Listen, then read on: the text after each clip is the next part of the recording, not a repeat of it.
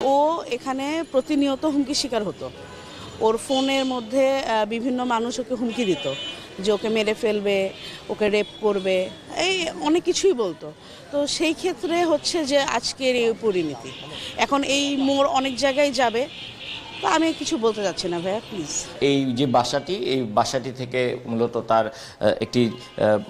তার ঝুলন্ত মরদেহ উদ্ধার করা হয়েছে এবং মরদেহ উদ্ধারের পর এই বাসাটি এই মুহূর্তে তালাবদ্ধ করে রাখা হয়েছে। এটি মূলত একটি ছাত্রী হোস্টেল এবং এই ছাত্রী হোস্টেলে তিনি থাকতেন এবং পুলিশের সঙ্গে আমরা কথা বলেছিলাম। পুলিশ যেটি জানিয়েছে যে আসলে জান্নাত আরা রুমি বেশ অনেকদিন ধরেই আসলে ডিপ্রেশনে ভুগছিলেন, মানসিকভাবে তিনি আসলে অশান্তিতে ছিলেন।